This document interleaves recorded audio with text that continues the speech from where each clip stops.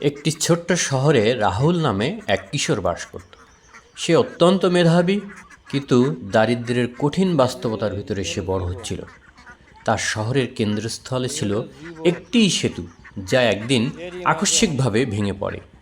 শহরের মানুষ তো তখন হতাশ, নদী পার হওয়া ছাড়া তাদের আর দৈনন্দিন জীবনটা একদম থমকে যাবে। স্থানীয়রা আলোচনা করলো নতুন সেতু বানাতে বহু টাকা লাগবে এবং তাদের অপেক্ষা করতে হবে। কিন্তু রাহুল বিষয়টাকে একটু ভিন্নভাবে চিন্তা করলো। সে নদীর দুই পাশে থাকা শক্তিশালী গাছের ডাল ও বাঁশ সংগ্রহ করে একটি অস্থায়ী কাঠের সেতু নির্মাণ করলো। প্রথমে অনেকেই ভেবেছিল, কিন্তু ধীরে ধীরে তারা বুঝতে পারল এটি সাধারণ হলেও কিন্তু একটি কার্যকরী সমাধান হলো। জীবনটা আগের মতোই সচলভাবে চলবে।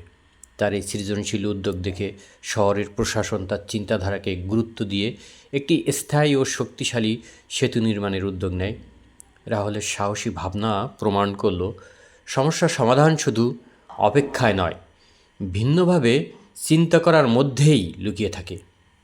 এটি আমাদের শেখায় সৃজনশীলতা ও চিন্তার স্বাধীনতা প্রত্যেকটি মানুষের জীবনকে কিন্তু বদলে দিতে পারে।